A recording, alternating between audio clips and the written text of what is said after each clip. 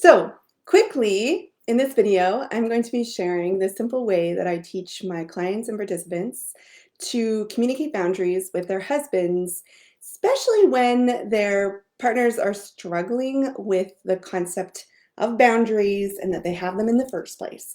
So boundaries are really simple, just basically what are you okay with and what are you not okay with? What are you comfortable with? What are you not comfortable with? And they're just really facts. That's it.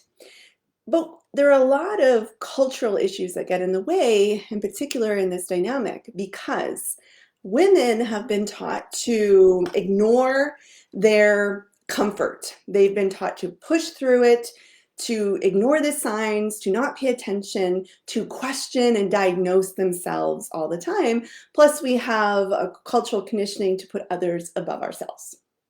And then men, on the other hand, have been taught to almost never be uncomfortable, and they aren't usually in a position of not even feeling safe. And they're also taught to question and persist and pursue with women in their lives. So you can see how, from a cultural perspective, this can add some additional tension and challenges when it comes to boundaries. So it's not as clear cut as one may think. We also have other cultural issues as well. So it depends on if you're in different cultures in the marriage and there's different power dynamic and whatnot. Additionally, women have really been taught to, or men have been taught to have suspicion and question women. We're all questioning women. Let's just be honest. We're questioning ourselves. They're questioning us. And there is a little bit of like villainizing women from our history. So women are cunning and kind of manipulative and like to use their female powers to I don't know, like seduce and have humanity fall into sin, as in the case of this patriarchal interpretation of Adam and Eve. So I hope you understand now that when we talk about boundaries, it can feel really complicated. And when you're communicating them to your husband, some of your conversations maybe just go round and round and round in circles. Him feeling maybe like you're rejecting him or having a lot of stories about what your boundaries mean, what this means about your marriage. Maybe you're saying, if it's boundaries around your body, you're saying that he is somehow a perpetrator or not a good guy, right? So misunderstandings, misinterpretations. And then for women can kind of lead towards criticisms, because if we can't feel safe and comfortable to express what's safe and comfortable, then the next best step is to blame somebody else. Well, if you wouldn't do this or if you weren't that, and then you can see how it might trigger the man in this scenario. Okay, so if you weren't feeling like it was complicated, you may feel like it's complicated now. I want to make it very, very simple for you. Okay, so let's say here, oh, allergies. So just go to your husband and ask him, do you want me to feel comfortable 100% of the time? And this may be a good idea to do when things are a little neutral emotionally or positive, right? Maybe not snarkily after a disagreement, like, do you even want me to feel comfortable? That's a lot different than going to him when things are neutral and saying, hey, I just want to figure out like the baseline here. What's the foundation of a relationship? Are you on board with me feeling comfortable 100% of the time?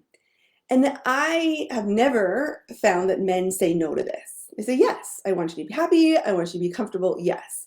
Now, if your husband says, no, I am not up for your comfort 100% of the time, then that is a big red flag for something greater happening in your relationship, because you need partners who are on board for comfort. And there may be a little misunderstanding, like we are used to in our culture having a win-lose situation. So there's a winner and a loser. So if I have 100% comfort, you can't have 100% comfort. So you may have to have a little dialogue about that your comfort 100% of the time, my comfort 100% of the time. Okay, so then you just found that baseline. Then you share your boundaries. So for example, your boundary may be, I don't know, like my boundary is my husband likes to go camping, but I am not down for like outback in the wilderness, no people around kind of camping. And I also want to be in a trailer or a cabin. I'm not down for tenting because I had a lot of trauma with like bears and cougars. I live on Vancouver Island, so they live around here. And so I have a boundary. Yes, we can go camping. It needs to be in a provincial park, and I need to be in a trailer or with around a lot of people. Okay, cool. So he may kind of interpret that to mean that his needs are important, or I don't want to spend time with him, or listening to his needs aren't a value of mine, which none of those are true, right? I'm trying to figure out how I can go camping and also feel safe and comfortable at the 100% of the time. So then you've had that baseline of he's on board with you feeling comfortable all the time. And so you just go to the fact, like, that makes me feel uncomfortable. It's just a fact. There's nothing malicious going on. There's no ill intent there. It's just a fact that makes me feel uncomfortable. So let's take some other scenarios. Maybe you've set some boundaries around your body. Maybe you don't want to be surprised with a hug from behind, right? I don't like being surprised with anything. So surprise hugs when you're doing dishes or sitting on the couch watching a show or something, you're just not down for that. Okay, just a fact. It's just you've assessed what makes you feel comfortable and what doesn't, and it's your body. You get to make these decisions, right? You get to make these decisions. So you might say, you know what? Hey, here's my boundary, and then he may kind of misinterpret that or make a story about that and say, okay, but like, I'm a nice guy. Why wouldn't you let me do that? Like, what does that even mean about our marriage? And you're just like, you know what?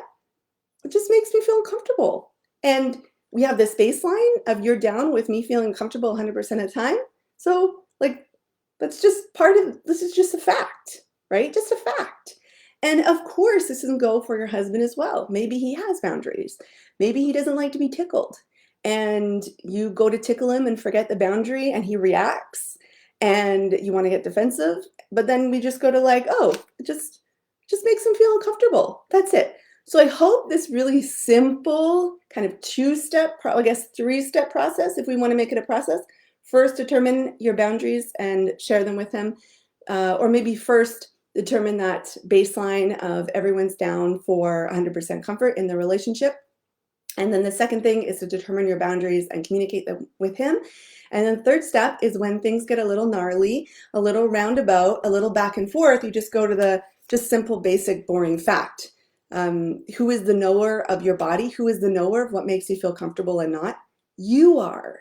Who is the knower of what makes him comfortable or not? He is. Who is the knower of if you have children, what their comfort level is? They are. They tell you. We don't determine this for other people. Okay? I hope that was helpful. Go forth, set boundaries, and it will bring you closer. I promise. Take care.